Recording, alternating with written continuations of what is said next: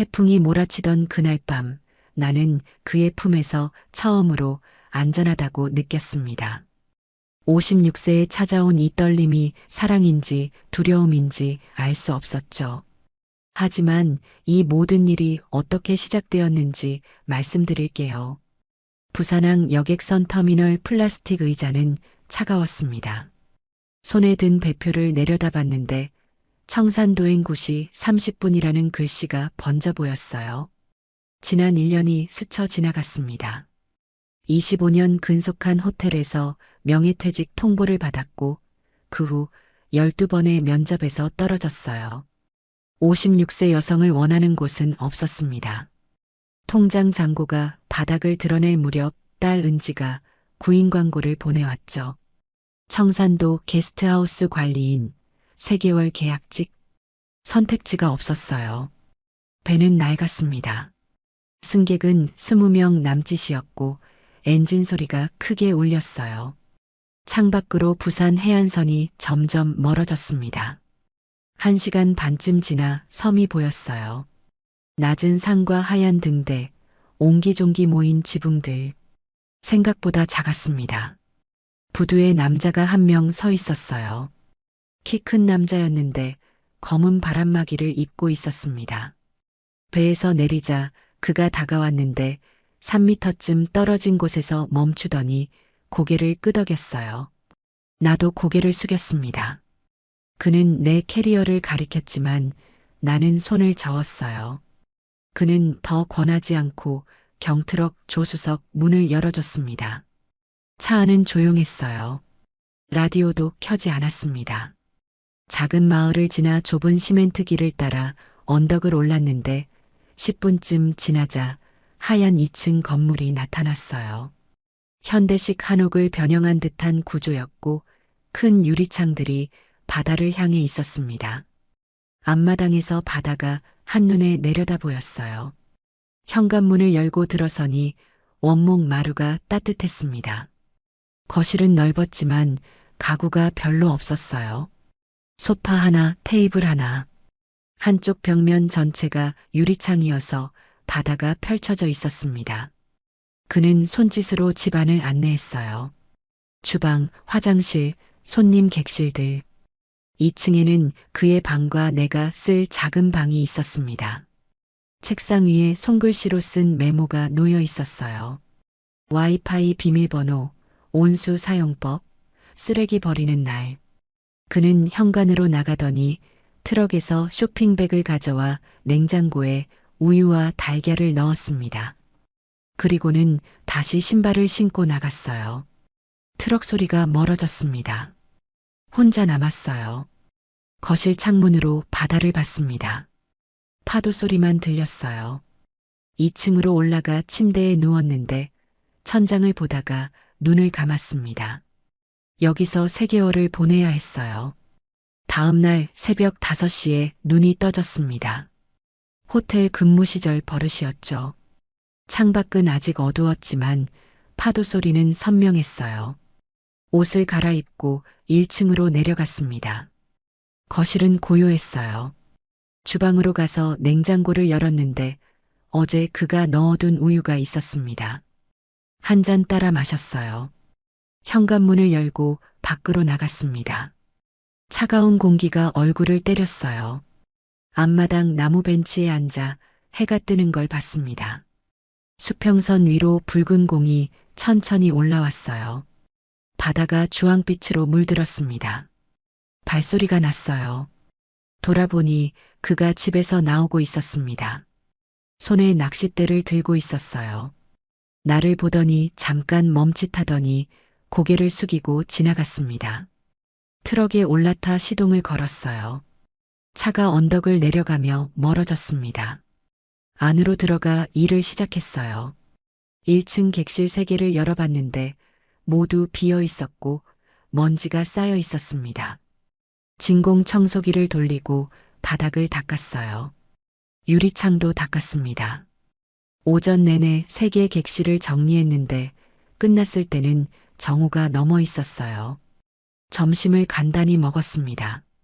냉장고에 있던 달걀로 계란말이를 만들어 밥과 함께 먹었어요. 혼자 먹는 식사였지만 오랜만에 제대로 된 밥이었습니다. 설거지를 하다가 창밖을 봤는데 정원이 보였어요. 동백나무들이 있었는데 빨간 꽃이 몇 송이 피어 있었습니다. 밖으로 나가 정원을 걸었어요. 낙엽이 쌓여 있었고 화단에 잡초가 자라고 있었습니다. 동백꽃 아래 서서 꽃을 올려다봤는데 햇빛에 비친 꽃잎이 투명하게 빛났어요. 손을 뻗어 한 송이를 조심스럽게 꺾었습니다. 집 안으로 들어가 찬장을 뒤졌는데 유리 꽃병이 하나 있었어요. 투명한 원통형 꽃병이었는데 깨끗하게 닦아져 있었습니다. 싱크대에서 물을 받아 꽃병에 채우고 동백꽃을 꽂았어요. 거실 테이블에 놓으니 공간이 조금 살아나는 것 같았습니다. 빨간 꽃잎이 햇빛을 받아 빛났어요. 오후 2시쯤 트럭 소리가 들렸습니다. 그가 돌아오고 있었어요. 현관문이 열리고 그가 들어왔는데 손에 생선을 들고 있었습니다. 은빛 물고기 2마리였어요. 주방으로 가서 싱크대에 놓았습니다. 저녁 준비를 도와드리겠다고 하자 그는 잠시 망설이더니 고개를 끄덕였어요. 나는 생선 비늘을 벗기고 내장을 꺼냈습니다. 호텔에서 주방 직원들을 오래 봐왔기에 기본적인 손질은 할 줄 알았어요. 그는 옆에서 물을 꺼내 썰기 시작했습니다. 둘이 나란히 서서 저녁을 준비했어요. 말은 없었지만 어색하지 않았습니다. 저녁을 차렸어요. 생선구이와 된장찌개, 김치. 식탁에 마주 앉아 식사했는데 그가 생선을 한 점 떼어 먹더니 고개를 끄덕였습니다. 맛있다는 뜻인 것 같았어요. 나도 고개를 끄덕였습니다. 식사 후 설거지를 하는데 그가 다가와 행주를 들었어요. 내가 씻으면 그가 닦았습니다. 둘이서 조용히 설거지를 마쳤어요. 그는 행주를 걸어두고 거실로 갔습니다. 나는 싱크대를 마저 닦았어요. 거실로 가니 그가 소파에 앉아 창밖을 보고 있었습니다. 해가 지고 있었어요. 나는 반대편 소파에 앉았습니다. 둘이서 말없이 노을을 봤어요. 하늘이 붉게 물들었다가 점점 어두워졌습니다. 별이 하나둘 떠올랐어요. 그가 일어나 2층으로 올라갔습니다. 나도 내 방으로 갔어요. 침대에 누워 창문을 열었는데 파도 소리가 들어왔습니다. 차가운 공기와 함께요. 눈을 감았어요. 첫날은 그렇게 지나갔습니다. 일주일이 지났습니다. 패턴이 생겼어요.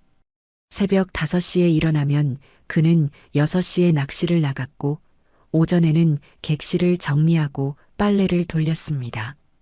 점심 후에는 정원을 돌봤어요. 그는 오후 2시쯤 돌아와서 집 주변을 손보거나 보수 작업을 했습니다. 저녁 6시에 함께 식사하고 8시쯤 각자 방으로 들어갔죠. 말은 적었어요. 필요한 것만 주고받았습니다.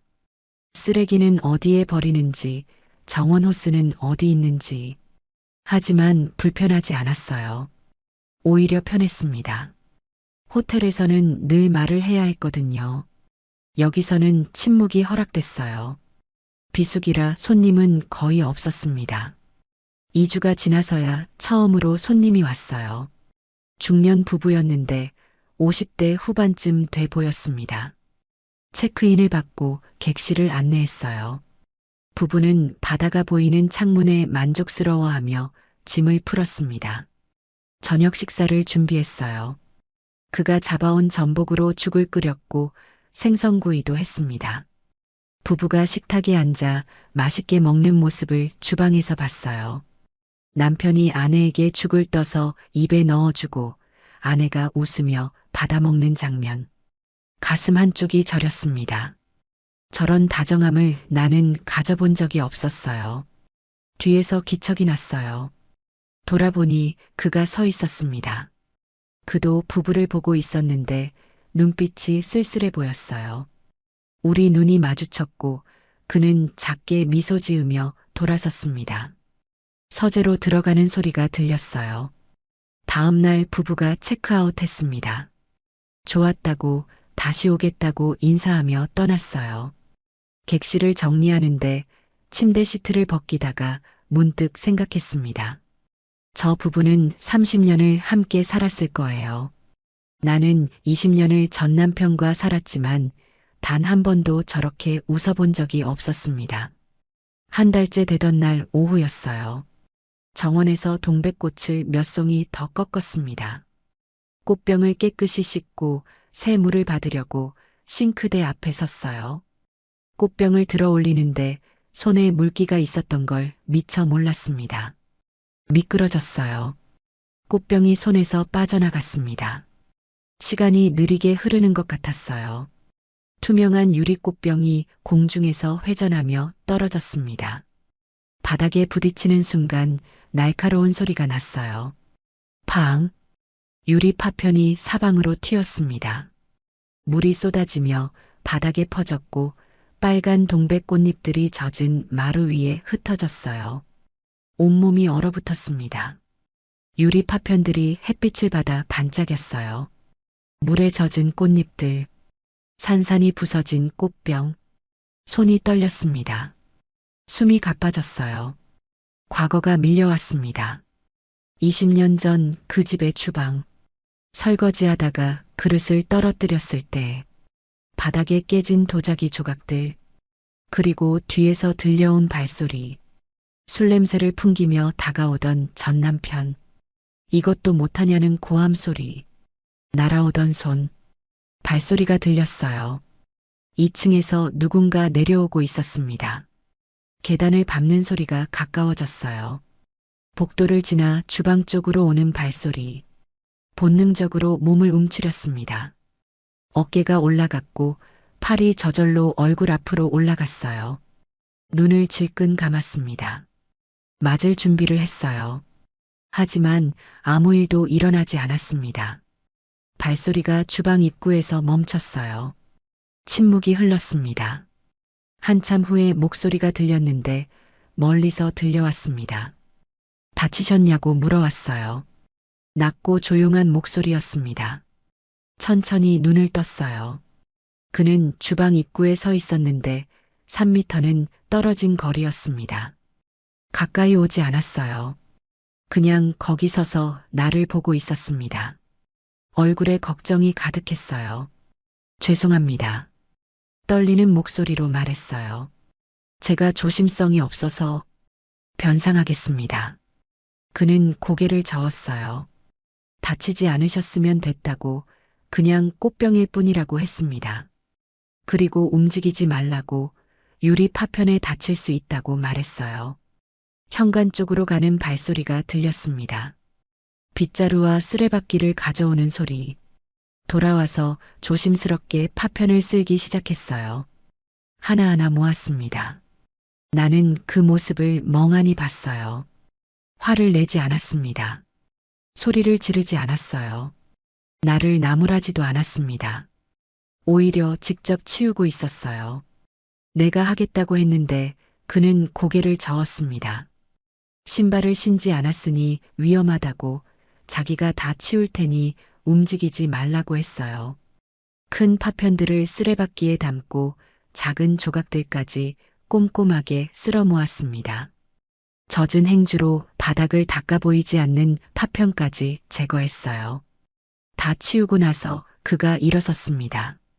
놀라셨을 거라고 괜찮냐고 물어왔어요. 그리고 자기가 갑자기 다가가서 미안하다고 앞으로는 멀리서 먼저 말을 걸겠다고 했습니다. 목이 메었어요. 대답할 수가 없었습니다. 고개만 끄덕였어요. 그는 쓰레기를 버리러 밖으로 나갔습니다. 나는 그 자리에 주저앉았어요. 다리에 힘이 풀렸거든요. 동백꽃잎 몇 개가 아직 바닥에 남아 있었는데 물에 젖어 선명한 빨간색이었습니다. 이해할 수 없었어요. 왜 화를 내지 않는 걸까요? 왜 나를 나무라지 않는 걸까요? 그날 이후로 달라진 게 있었습니다. 그는 나와 거리를 더 뒀어요. 같은 공간에 있을 때도 최소 3미터는 떨어져 있었습니다. 갑자기 다가오지 않았어요. 항상 미리 말을 걸어 내가 그의 존재를 인식하게 했습니다. 복도에서 마주칠 때도 먼저 기침 소리를 냈어요. 조심스러웠습니다. 나를 놀라게 하지 않으려고 애쓰는 게 느껴졌어요. 어느 날 저녁이었습니다. 식사를 마치고 설거지를 하는데 그가 물어왔어요. 테라스에 나가 차라도 마시지 않겠냐고. 따라 나갔습니다. 11월 말이라 공기가 차가웠는데 담요가 의자 위에 준비되어 있었어요. 앉아서 무릎에 담요를 덮었습니다. 그는 따뜻한 차를 가져왔어요. 대추차였습니다. 손으로 잔을 감싸니 온기가 전해졌어요. 말없이 앉아 있었습니다. 별이 떠올랐어요. 수없이 많은 별들이 하늘 가득 박혀 있었습니다. 그가 천천히 입을 열었어요. 자기 아내 이야기를 꺼냈습니다. 12년 전에 세상을 떠났다고, 유방암이었다고 했어요. 2년 투병했지만 결국 이겼다고 말하다가 말을 멈추고 이긴 게 아니라 자신이 졌다고 고쳤습니다. 그때 자신은 회사 일에 바빴다고 했어요. 건축 설계 회사를 운영했는데 큰 프로젝트 때문에 정신없었다고. 아내가 항암 치료받을 때도 병원에 자주 가지 못했다고 했습니다. 중요한 미팅이 있었고 계약서에 사인받아야 했고 현장 점검을 해야 했다고. 그렇게 핑계를 댔다고 했어요. 마지막 날도 회사에 있었다고 했습니다. 급히 달려갔지만 늦었다고. 아내는 혼자 눈을 감았다고 말하는데 목소리가 떨렸어요. 그 후로 모든 걸 정리했다고 했습니다. 회사를 팔고 서울을 떠나 이 섬에 왔다고. 12년 동안 혼자 살았다고 했어요. 외롭지 않으셨냐고 물었습니다. 외로웠다고 대답했어요. 매일같이 외로웠지만 그게 벌 같았다고. 아내 곁을 지키지 못한 대가라고 말했습니다. 나도 내 이야기를 꺼냈어요. 20년 폭력, 이혼, 혼자 살아온 5년. 아직도 두렵다는 것, 남자가 무섭다는 것, 천둥 소리만 들어도 떤다는 것, 큰 소리에 움찔한다는 것. 그는 조용히 들어줬습니다. 중간에 끊지 않았어요. 판단하지도 않았습니다. 그냥 듣고 있었어요. 한참 침묵이 흐른 후 그가 말했습니다. 혼자 견디지 않아도 된다고. 힘들면 말해도 된다고. 자기가 듣겠다고 했어요. 오후 2시쯤 비가 내리기 시작했는데 금방 강해졌습니다. 빗줄기가 굵어졌고 바람도 더 거세졌어요. 섬에서 나가는 배가 끊겼다는 문자가 왔습니다. 내일 오전까지 운항 중단. 고립됐어요. 가슴이 두근거렸습니다. 불안했어요. 왜 그런지는 몰랐지만 비 오는 날이 싫었습니다. 예전부터 그랬어요. 저녁 5시쯤 바람이 거세졌습니다. 휘익, 휘익 소리를 내며 집을 흔들었어요. 창문이 덜컹거렸고 유리가 깨질 것만 같았습니다. 그는 손전등을 식탁 위에 놓고 양초도 준비했어요. 정전될 수도 있다고 했습니다. 저녁은 간단하게 라면으로 했어요. 식욕이 없었지만 억지로 먹었습니다. 그도 별로 먹지 않았어요. 둘 다 긴장하고 있었던 거예요. 8시쯤 천둥이 쳤습니다. 콰르릉. 멀리서 들려왔는데 점점 가까워졌어요. 번개가 번쩍였습니다. 하늘이 순간적으로 환해졌다가 다시 어두워졌어요. 손이 떨렸습니다. 괜찮으시냐고 그가 물어왔어요. 괜찮다고 대답했는데 거짓말이었습니다. 9시쯤 2층으로 올라가 방에 들어가 문을 닫았어요. 침대에 앉았습니다. 창밖으로 비가 세차게 내리고 있었어요. 천둥이 또 쳤습니다. 이번에는 더 가까웠어요. 건물이 흔들리는 것 같았습니다. 번개가 번쩍이며 방 안을 밝혔어요. 과거가 밀려왔습니다. 20년 전 그 집, 비 오는 밤, 천둥 치던 날들, 전 남편이 술 취해 들어왔던 밤, 현관문이 쾅 하고 열리고 비틀거리며 들어오던 모습, 진동하던 술 냄새. 여보, 다녀오셨어요. 인사했지만 대답이 없었어요. 손이 날아왔습니다. 뺨을 때렸어요. 밥이 왜 없냐고. 준비해뒀다고 말했지만 듣지 않았어요. 식탁을 뒤집었습니다. 그릇들이 바닥에 떨어져 깨졌어요. 엄마, 딸 은지가 방에서 나왔습니다. 중학생이었어요. 울먹이며 아빠를 말렸죠. 하지만 전 남편은 은지까지 밀쳤어요. 나는 은지 앞을 막아섰습니다. 맞았어요. 얼굴에, 배에, 등에, 바닥에 쓰러졌습니다. 천둥이 쳤어요. 번개가 번쩍였습니다. 그 순간 전 남편의 얼굴이 보였어요. 일그러진 표정, 충혈된 눈. 제발, 제발 그만. 엄마, 엄마 왜 도망 안 가요? 아빠랑 헤어져요. 은지가 울부짖었지만 나는 도망칠 수 없었어요. 은지 때문이었습니다. 아빠 없이 자라면 상처받을까봐. 콰르릉, 현실로 돌아왔어요. 지금은 2024년 11월. 청산도, 게스트하우스, 전 남편은 없습니다. 이혼했어요. 5년 전에. 하지만 몸은 기억하고 있었습니다. 천둥 소리만 들어도 온몸이 얼어붙었어요. 손이 떨렸습니다.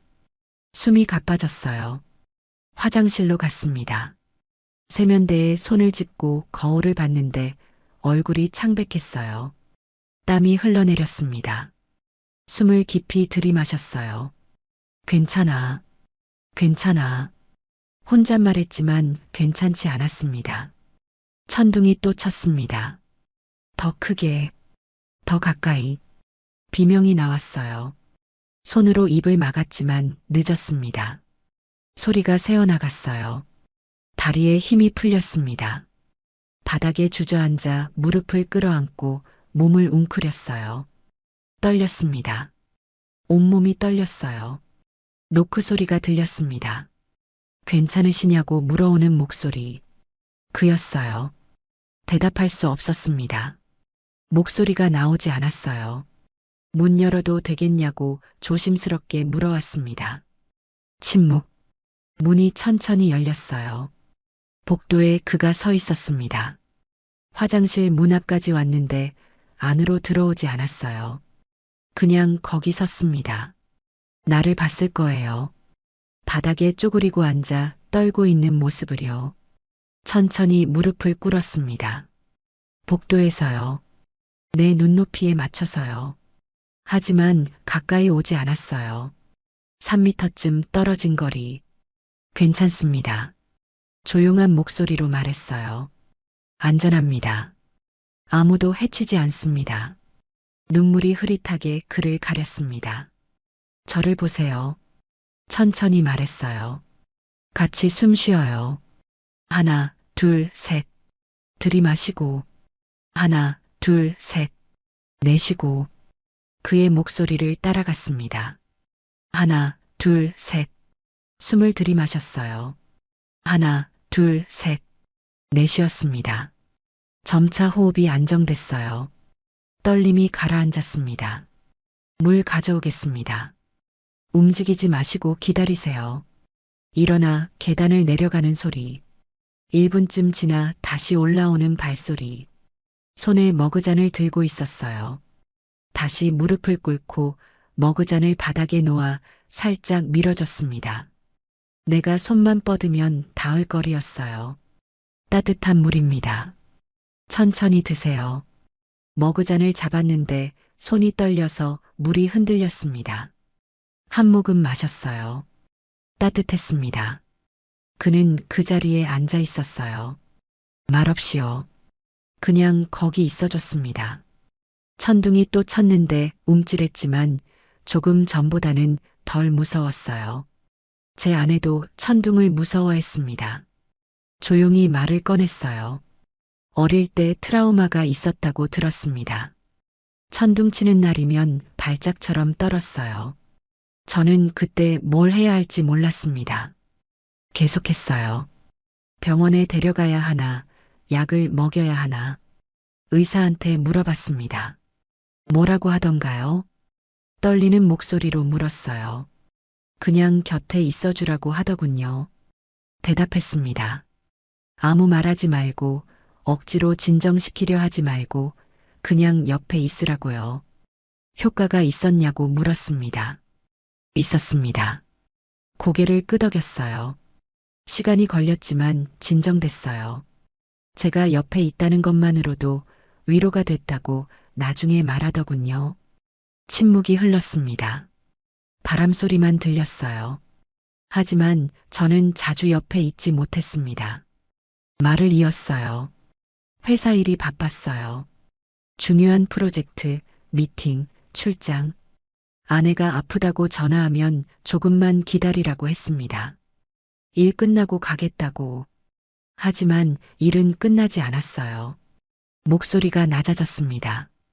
마지막 날도 회사에 있었습니다. 아내가 위독하다는 전화를 받고 급히 병원으로 갔어요. 차를 몰면서 빌었습니다. 제발 기다려달라고. 하지만 늦었습니다. 병실 문을 열었을 때 아내는 이미 눈을 감고 있었어요. 혼자였습니다. 고개를 숙였어요. 그게 12년 전입니다. 그 후로 저는 모든 걸 정리했어요. 회사를 팔고 서울을 떠나 이 섬에 왔습니다. 왜 섬이었냐고 물었어요. 도망치고 싶었습니다. 대답했어요. 사람들한테서, 기억들로부터, 그리고 무엇보다 저 자신한테서요. 고개를 들어 나를 봤어요. 혼자 있는 게 무섭습니다. 특히 천둥 치는 날에는요. 그 두려움 압니다. 눈물이 흘렀습니다. 이해받는다는 느낌이었어요. 저 죄송합니다. 떨리는 목소리로 말했어요. 보기 안 좋으셨을 텐데요. 아닙니다. 고개를 저었어요. 누구나 트라우마는 있어요. 부끄러운 게 아닙니다. 저는 20년 동안 폭력에 시달렸습니다. 말을 꺼냈어요. 전 남편이 술만 마시면 때렸어요. 특히 비 오는 날에 심했죠. 천둥만 치면 술 마시고 들어왔어요. 그래서 천둥 소리만 들어도 몸이 굳습니다. 계속 말했어요. 과거로 돌아가는 것 같아요. 그때 그 집, 그때 그 남자. 조용히 들어줬습니다. 딸이 있었습니다. 말을 이었어요. 딸 때문에 참았어요. 아빠 없이 자라면 상처받을까봐. 그래서 20년을 버텼죠. 은지가 대학생이 됐을 때 말했습니다. 엄마 이혼하라고. 자기 때문에 참지 말라고. 그제야 이혼했어요. 5년 전이었습니다. 하지만 트라우마는 남았습니다. 천둥만 들으면 이렇게 돼요. 한심하지 않습니다. 단호하게 말했어요. 20년을 버티고 빠져나온 겁니다. 대단한 거예요. 고맙다고 했습니다. 진심으로요. 천둥 소리가 멀어지고 있었어요. 태풍이 지나가는 것 같았습니다. 1층으로 내려가시겠습니까? 물어왔어요. 따뜻한 차라도 드릴게요. 고개를 끄덕였습니다. 먼저 일어나 계단으로 갔어요. 나는 천천히 일어나 따라갔습니다. 다리에 힘이 없었지만 걸을 수 있었어요. 거실로 가서 소파에 앉았습니다. 주방으로 가서 물을 끓이고 캐모마일 차를 우렸어요. 가져와서 테이블에 놓고 반대편 소파에 앉았습니다. 여전히 거리를 두고요. 한 모금 마셨어요. 따뜻하고 부드러웠습니다. 밖에서는 여전히 비가 내렸지만 천둥은 그쳤어요. 바람도 약해졌습니다. 오늘 밤 1층에서 주무시는 게 어떻겠습니까? 말했어요. 객실 하나 쓰세요. 제가 거실에 있겠습니다. 괜찮습니다. 대답했는데 목소리에 확신이 없었어요. 혼자 있으면 또 무서우실 겁니다. 말했어요. 문 열어두세요. 필요하시면 언제든 부르시고요. 고맙다고 했습니다. 객실로 들어가 침대에 누웠어요. 문을 조금 열어뒀습니다. 거실 불빛이 들어왔어요. 그가 소파에 앉아 책을 읽고 있는 게 보였습니다. 밤새 거기 있어줄 거예요. 눈을 감았습니다. 파도 소리가 들렸어요. 천둥은 더 이상 들리지 않았습니다. 안전하다는 느낌이 들었어요. 오랜만이었습니다. 그렇게 잠들었습니다. 12월이 왔습니다. 태풍이 지나간 후 두 사람 사이에 뭔가 달라진 게 있었어요. 저녁 식사 후에는 자연스럽게 거실에 앉아 차를 마셨고 이야기를 나눴습니다. 그는 서울에서 30년 넘게 건축 설계 일을 했다고 했는데 큰 빌딩도 설계했고 아파트 단지도 만들었다고 했어요. 나는 호텔 이야기를 했습니다. 25년 동안 만났던 손님들, 웃긴 일이나 황당한 일들. 그는 가끔 웃기도 했어요. 일도 함께 하게 됐습니다. 정원을 가꿀 때 그가 나와서 무거운 화분을 옮기고 나무를 다듬었는데 나는 옆에서 낙엽을 쓸고 꽃에 물을 줬어요. 요리도 가끔 같이 했습니다. 그가 생선을 손질하면 내가 양념을 했고 말은 많지 않았지만 편안했어요. 하지만 나는 조심했습니다. 선을 넘지 않으려고요. 그는 여전히 주인이었고 나는 고용된 사람이었어요. 아무리 친해져도 그 관계는 변하지 않았습니다. 그런데 마음이 자꾸 흔들렸어요. 그가 아침 일찍 낚시 나가는 뒷모습을 볼 때, 저녁에 책 읽는 모습을 슬쩍 볼 때, 정원에서 나무를 다듬는 모습을 볼 때마다 자꾸만 눈이 갔습니다. 어느 날 오후 손님이 왔어요. 중년 부부였는데 결혼 30주년 기념으로 섬 여행을 왔다고 했습니다. 객실을 안내하고 저녁 식사를 준비했는데 전복죽을 끓이고 생선구이도 했어요. 부부가 식탁에 앉아 맛있게 먹는 모습을 주방에서 봤는데 남편이 아내에게 죽을 떠서 입에 넣어줬고 아내가 웃으며 받아먹는 장면이 보였습니다. 가슴이 찡했어요. 저런 다정함을 나는 가져본 적이 없었으니까요. 뒤에서 기척이 났는데 돌아보니 그가 서 있었어요. 그도 부부를 보고 있었는데 눈빛이 쓸쓸해 보였습니다. 우리 눈이 마주쳤고 그는 작게 미소 지으며 돌아서서 서재로 들어갔어요.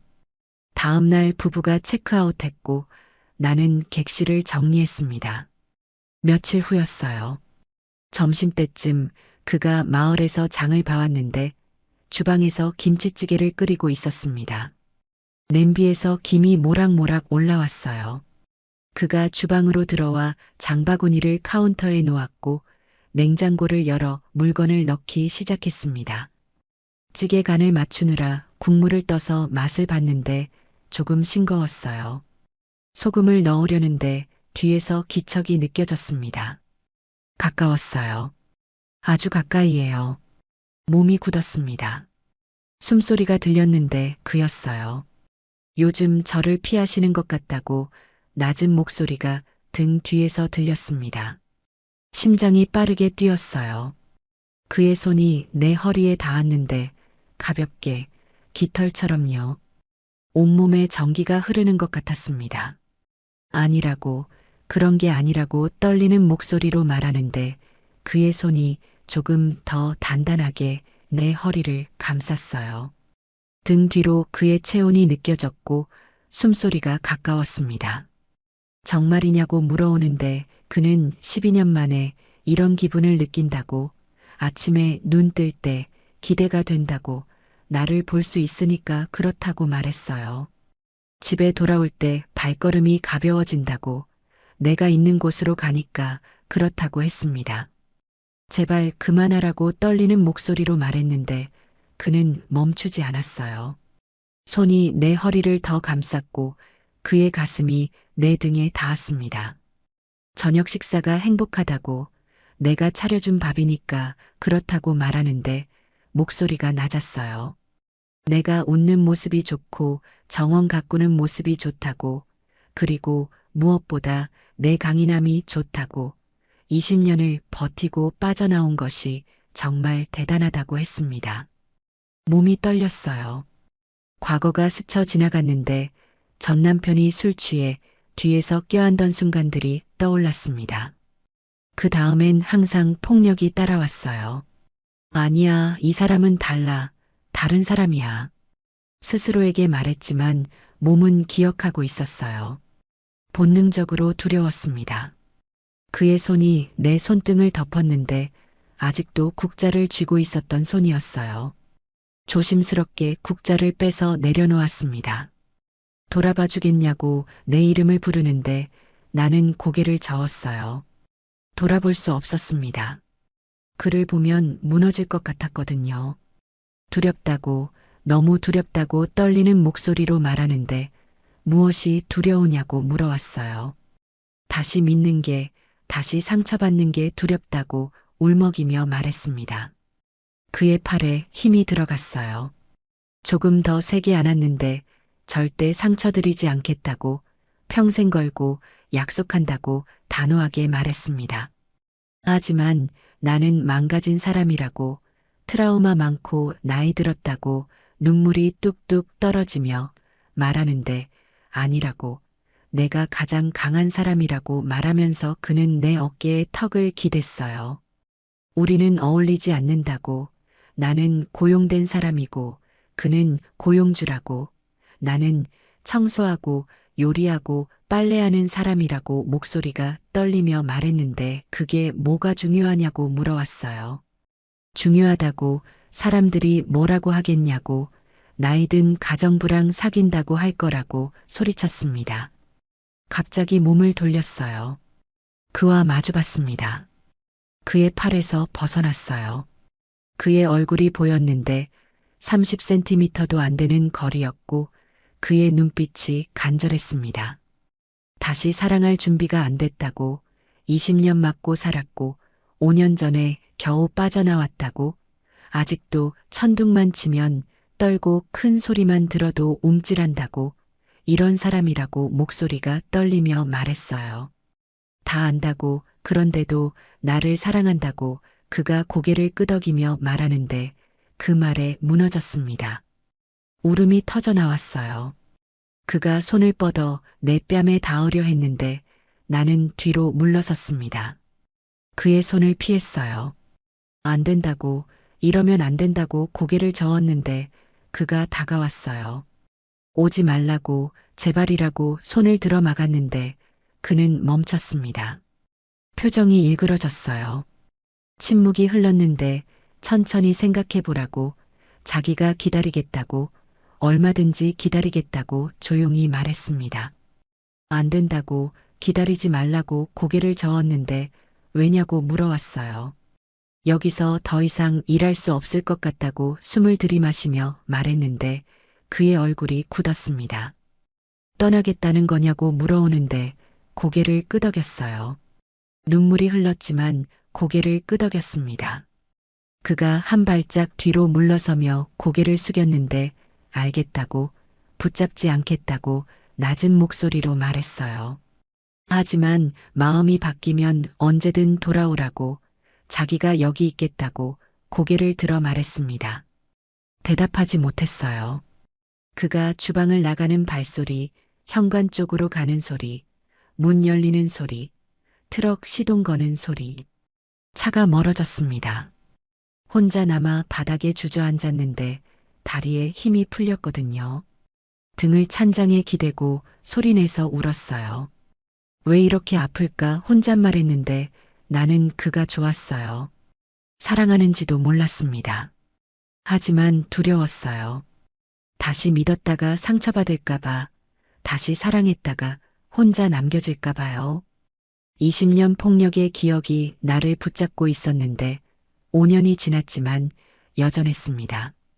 1시간쯤 지나 일어나 얼굴을 씻고 거울을 봤는데 빨개진 눈과 부은 얼굴이 보였어요. 2층으로 올라가 캐리어를 꺼내 침대 위에 펼치고 옷을 개기 시작했습니다.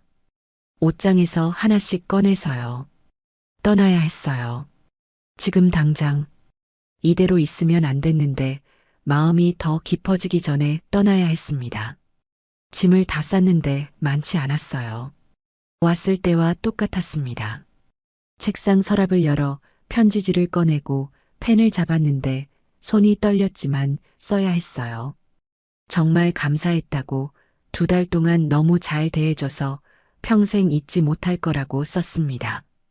하지만 더 이상 여기 있을 수 없다고, 준비가 안 됐다고, 다시 사랑하는 것과 다시 믿는 것이 너무 두렵다고 적었어요. 이해해달라고, 행복하라고 편지를 접어 봉투에 넣고 책상 위에 놓았습니다. 캐리어를 들고 1층으로 내려가 현관에 섰는데 마지막으로 거실을 봤어요. 소파, 테이블, 바다가 보이는 창, 2달 동안 살았던 곳. 눈물이 또 났습니다. 돌아서서 문을 열고 나갔는데 앞마당을 가로질러 언덕길을 내려갔어요. 캐리어 바퀴가 시멘트 바닥을 굴렀고 뒤돌아보지 않았습니다. 뒤돌아보면 무너질 것 같았으니까요. 1시간쯤 걸어 마을에 도착했는데 작은 민박집이 있었어요. 들어가서 오늘 밤 묵을 수 있냐고 물었고 주인 할머니가 고개를 끄덕이며 방으로 안내해 줬습니다. 짐을 풀고 침대에 앉아 휴대폰을 꺼내 은지한테 문자를 보냈어요. 게스트하우스 그만뒀다고, 내일 부산 들어간다고 적었는데 답장이 금방 왔습니다. 왜냐고, 무슨 일 있었냐고 물어왔지만 대답하지 않고 휴대폰을 내려놓았어요. 창밖을 봤는데 해가 지고 있었어요. 바다가 주황빛으로 물들었는데 그는 지금 뭘 하고 있을까 생각했습니다. 편지를 봤을까, 실망했을까요? 가슴이 미어졌는데 하지만 이게 맞다고, 이게 우리 둘 다한테 좋은 거라고 스스로한테 말했지만 믿어지지 않았어요. 밤이 왔는데 잠들지 못하고 천장만 봤습니다. 그의 얼굴이 떠올랐고 그의 목소리가 들리는 것 같았어요. 12년 만에 이런 기분을 느낀다고 했던 그 말. 눈을 감았는데 눈물이 흘렀습니다. 미안해요. 혼잣말했어요. 나는 겁쟁이에요. 사랑할 용기가 없어요. 그렇게 밤이 깊어갔습니다. 다음 날 아침 일찍 배를 탔습니다. 민박집 할머니가 부두까지 태워다 줬는데 고맙다고 인사하자 할머니는 아무 말 없이 고개만 끄덕였지만 눈빛이 안쓰러워 보였어요. 배에 올라 2층 객실 창가 자리에 앉았는데 배가 출항하자 섬이 멀어졌습니다. 언덕 위 하얀 건물이 보였는데 게스트하우스, 그가 있는 곳이었어요. 눈물이 났습니다. 참으려 했지만 흘러내렸어요. 2달이었는데 짧은 시간이었지만 그 시간이 내 인생을 바꿔놓았습니다. 12년 만에 다시 심장이 뛴다던 그의 말처럼 나도 5년 만에 다시 누군가를 느꼈어요. 하지만 두려웠습니다. 너무 두려웠어요. 섬이 점점 작아지다가 수평선 너머로 사라졌습니다. 부산에 도착했을 때는 오후 2시쯤이었는데 택시를 타고 은지 집으로 갔어요. 미리 연락했었는데 잠깐 들러도 되겠냐고 했거든요. 은지가 현관문을 열더니 내 얼굴을 보고 표정이 굳었습니다. 무슨 일 있었냐고 물어오는데 아무 일 없다고 거짓말했어요. 거짓말하지 말라고, 울었잖냐고, 눈 다 부었다고 말하면서 은지가 내 손을 잡고 안으로 들어와 소파에 앉혔습니다. 물 한 잔 가져와서 마시라고 건넸는데 마셨어요. 목이 말랐다는 걸 그제야 알았습니다. 무슨 일인지 말해보라고 은지가 옆에 앉았는데 한참을 침묵하다가 천천히 말을 시작했어요. 그냥 더 이상 못하겠더라고요. 힘들었냐고 물어오는데 고개를 저었어요. 힘든 건 아니었는데 오히려 편했다고 했습니다. 그럼 왜냐고 물어오는데 입술을 깨물었어요. 눈물이 또 났습니다. 그분이 고백을 했다고, 사랑한다고 했다고 떨리는 목소리로 말하자 은지의 눈이 커졌어요.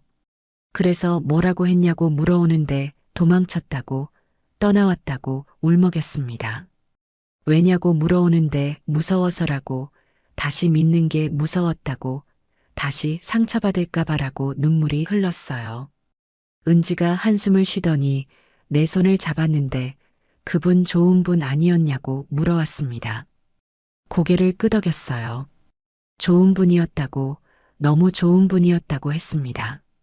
그럼 왜냐고 물어오는데 좋아서 더 무서웠다고, 나 같은 사람한테 그런 감정을 느끼시는 게 나는 망가진 사람이라고, 트라우마 많고 나이 들고 가난하다고 말했어요. 엄마는 망가지지 않았다고, 살아남은 거라고, 20년을 버티고 빠져나온 거라고 은지가 단호하게 말했는데 하지만이라고 말을 꺼내려는데 엄마라고 불러 말을 멈췄습니다. 솔직하게 물어볼게요라고 하면서 은지가 나를 똑바로 봤는데 그분 사랑하냐고 물어왔어요. 대답할 수 없었습니다. 물어보는 거라고 사랑하냐 안 하냐고 은지가 다시 물어오는데 눈물이 흘렀어요. 고개를 끄덕였습니다. 사랑한다고 처음으로 진짜 사랑이 뭔지 알 것 같다고 떨리는 목소리로 말했어요. 그럼 왜 도망치냐고 은지가 물어오는데 두려워서라고 다시 아플까봐라고 울먹였습니다. 엄마라고 부르는데 은지의 목소리가 떨렸어요. 아빠 때문에 20년 고생했잖냐고 20년 동안 웃지 못했다고 말했습니다. 안다고 고개를 끄덕였어요. 저 기억난다고 은지가 말을 이었는데 초등학교 때 친구네 집에 놀러 갔었다고 친구 엄마 아빠가 같이 웃으면서 저녁 준비하는 거였다고 했어요. 그때 충격받았다고 아, 집이 이렇게 평화로울 수도 있구나. 엄마 아빠가 같이 웃을 수도 있구나 싶었다고 계속 말했습니다. 은지야라고 불렀는데 가슴이 아팠어요. 우리 집은 항상 조용했다고, 아빠 눈치 보느라 그랬다고, 엄마는 늘 긴장하고 있었다고, 은지가 말했는데 그날 집에 왔는데 아빠가 또 술 마시고 소리 지르더다고, 엄마가 구석에 웅크리고 있었다고 했어요. 그때 생각했다고, 우리 엄마는 왜 저렇게 살아야 할까, 왜 행복하면 안 될까 생각했다고 말하는데 은지의 눈에 눈물이 고였습니다. 미안하다고, 엄마가 미안하다고 울먹였는데 미안해할 필요 없다고, 엄마 잘못 아니라고, 아빠 잘못이라고 은지가 내 손을 꽉 잡았어요. 하지만 엄마 때문에 힘들었잖냐고 했는데 그래요. 힘들었다고. 근데 지금은 다르다고. 엄마 이혼하고 자유로워졌잖냐고 은지가 고개를 끄덕였습니다. 그런데 왜 또 스스로를 가두려고 하냐고, 왜 행복해질 기회를 스스로 차버리냐고 물어오는데 대답할 수 없었어요. 그분이 아빠랑 같은 사람이냐고 은지가 물어오는데 고개를 저었어요. 다르다고, 완전히 다르다고 했습니다. 그럼 됐잖냐고 말하는데 하지만 나는 고용된 사람이었다고, 청소하고 요리하고 빨래하는 사람이라고, 가부는 주인이라고 말했어요. 그게 뭐가 중요하냐고 사랑하는데라고 은지가 말했는데 사람들이 뭐라고 하겠냐고 나이든 가정부랑 사귄다고 할 거라고 말했습니다. 사람들 신경 쓰지 말라고, 엄마 인생이라고, 남들이 뭐라든 상관없다고 은지가 단호하게 말했어요. 침묵이 흘렀는데 엄마는 항상 남들 먼저 생각했다고, 아빠, 나, 주변 사람들을 먼저 생각했다고 은지가 조용히 말했습니다. 이제는 엄마 생각하라고, 엄마도 행복할 자격 있다고, 누구보다도라고 계속 말하는데 눈물이 쏟아졌어요. 은지가 나를 안아줬습니다. 엄마 지난번에 전화했을 때 목소리 달랐다고, 밝았다고, 살아있는 것 같았다고 은지가 말했는데 5년 동안 엄마 목소리 한 번도 그렇게 밝은 적 없었다고, 그때 알았다고, 아, 엄마가 행복하구나 싶었다고 했어요. 그게 그분 때문이잖냐고, 엄마를 다시 살게 만든 사람이라고, 그런 사람 놓치면 안 된다고 말했습니다. 하지만 무섭다고 울었는데 무서워도 해야 한다고, 시도도 안 하고 포기하면 후회한다고, 평생이라고 은지가 말했어요. 한참을 울었는데 은지가 계속 안아줬습니다. 울음이 멈췄을 때 은지가 그분한테 연락해봤냐고 물어왔는데 고개를 저었어요. 편지만 남기고 왔다고, 떠난다고, 준비가 안 됐다고 썼다고 말했습니다. 은지가 한숨을 쉬더니 내일 같이 섬 가자고, 그분 만나러 가자고, 자기가 같이 갈게요라고 말했어요. 안 된다고, 창피하다고 고개를 저었는데 뭐가 창피하냐고, 사랑하는 사람한테 다시 돌아가는 게냐고 은지가 물어왔습니다. 하지만이라고 말을 꺼내려는데 결정하라고, 지금 결정 안 하면 평생 후회할 거라고 은지가 단호하게 말했어요. 그날 밤 은지 집에서 잤는데 침대에 누워 천장을 봤습니다. 은지 말이 맞았어요. 시도도 안 하고 포기하면 후회할 거였습니다. 그의 얼굴이 떠올랐는데 그의 목소리, 눈빛, 미소가 생각났어요. 사랑한다는 고백, 떨리는 목소리, 간절한 눈빛. 가슴이 아팠습니다.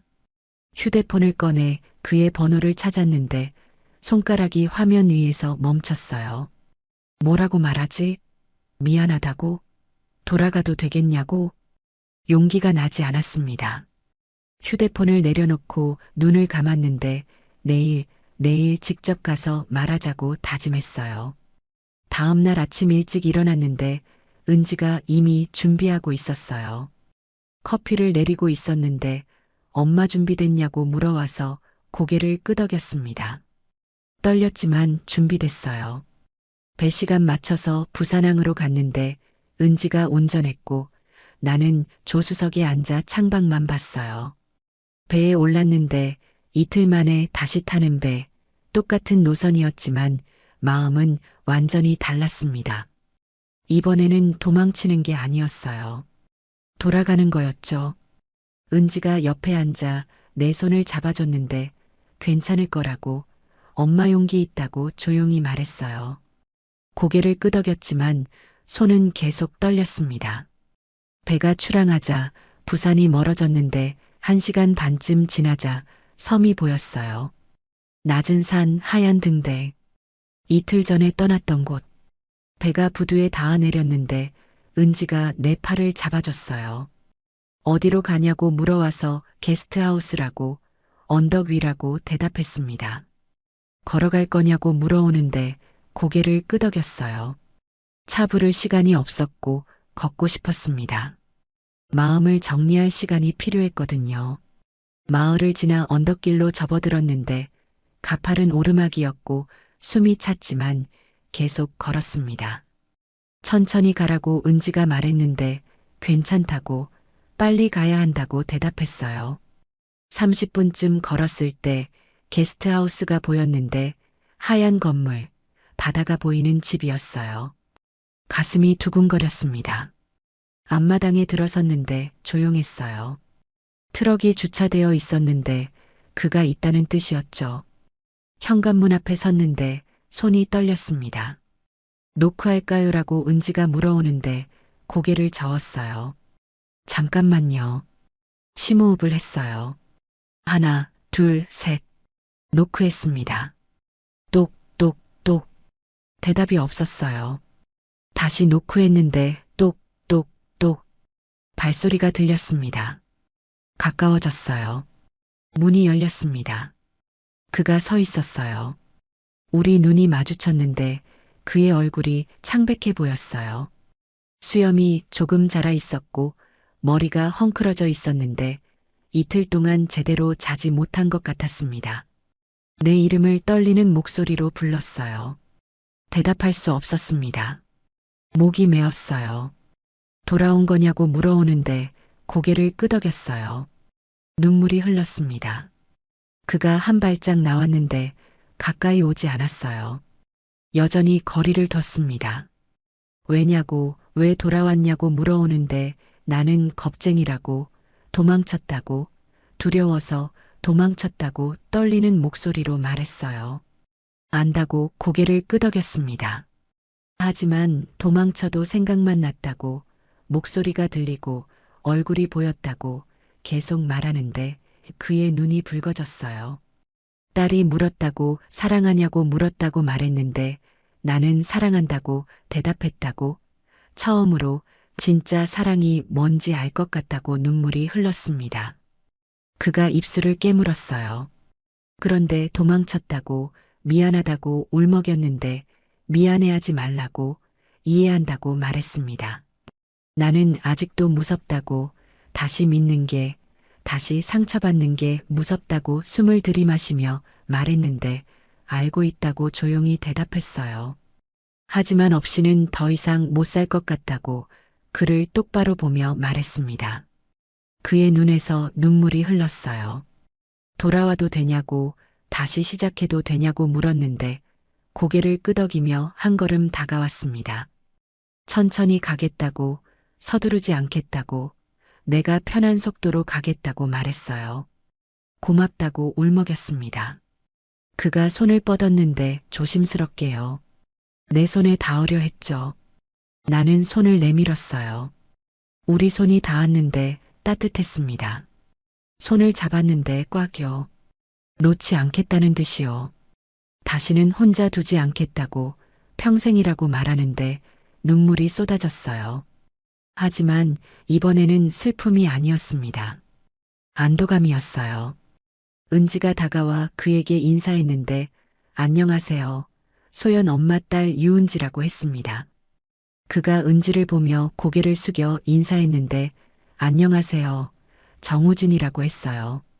엄마 잘 부탁드린다고, 엄마 20년 고생했다고, 이제 행복하게 해달라고 은지가 말했는데 꼭 그렇게 하겠다고, 평생 걸고 그렇게 하겠다고 단호하게 대답했습니다. 은지가 웃으며 나를 봤는데 저는 내려갈게요. 천천히 이야기하라고 말했어요. 고개를 끄덕이고 고맙다고 입모양으로 말했습니다. 은지가 언덕을 내려가는 뒷모습이 멀어졌어요. 그와 나만 남았습니다. 안으로 들어가겠냐고 물어오는데 고개를 끄덕였어요. 함께 안으로 들어가 거실의 익숙한 바다 풍경을 봤습니다. 소파에 앉았는데 그는 반대편에 앉아 적당한 거리를 뒀어요. 이틀 동안 어떻게 지냈냐고 물어오는데 못 잤다고, 생각만 했다고 솔직하게 대답했습니다. 나도라고, 편지 읽고 잠을 못 잤다고 말했어요. 미안하다고 했는데 아니라고, 이해한다고, 내 입장에서는 당연한 거라고 고개를 저었습니다. 침묵이 흘렀어요. 한 가지만 약속하겠다고 조심스럽게 말을 꺼냈는데 뭐냐고 물었습니다.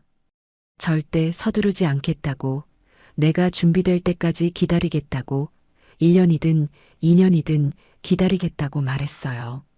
눈물이 났습니다. 그리고 절대 소리 지르지 않겠다고, 절대 손대지 않겠다고, 내가 불편해하는 일은 하지 않겠다고 계속 말했어요. 고맙다고 떨리는 목소리로 말했는데 증명하겠다고, 매일매일 증명하겠다고, 내가 안심할 때까지 증명하겠다고 말했습니다. 고개를 끄덕였어요. 그날부터 다시 시작했는데 천천히요. 아주 천천히요. 하지만 이번에는 확신이 있었습니다. 우리가 함께 할 수 있다는 것을요. 제시도 6개월이 지났습니다. 5월 초 게스트하우스 정원에서 결혼식을 올렸어요. 바다가 보이는 곳에 20명 남짓 모였는데 섬 주민들과 가족들이었습니다. 나는 연한 베이지색 아마 원피스를 입었고 그는 흰 리넨 셔츠를 입었어요. 마을 이장님이 주례를 봐주셨는데 이 두 분은 인생의 황혼에 만났다고 늦었지만 그래서 더 소중한 사랑이라고 말했습니다.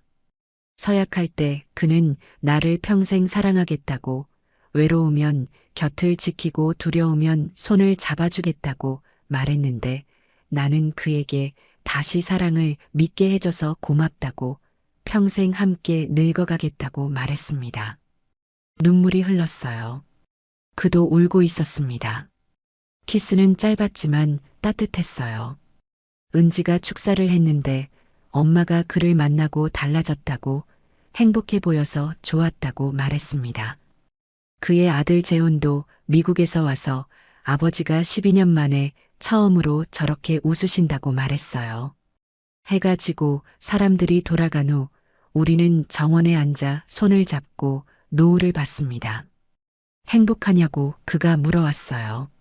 너무 행복해서 무서울 정도라고 대답했는데 나도라고 웃으며 말했습니다. 우리 100세까지 함께 있을 수 있을까요? 당연하다고, 100세까지도 모자라다고 그가 대답했어요. 웃으며 그의 어깨에 머리를 기댔는데 하늘에 별이 떴습니다. 수없이 많은 별들. 파도 소리가 들렸어요. 규칙적이고 끝없는 소리. 예전에는 그 소리가 외로웠는데 이제는 평화로웠습니다. 사랑한다고 그가 속삭였어요. 나도 사랑한다고 대답했습니다. 바람이 불었는데 그가 담요를 더 덮어줬어요. 따뜻했습니다. 56세에 찾아온 사랑. 늦었지만 진실했고 조심스러웠지만 깊었습니다. 이제 더 이상 혼자가 아니었어요. 그것으로 충분했습니다.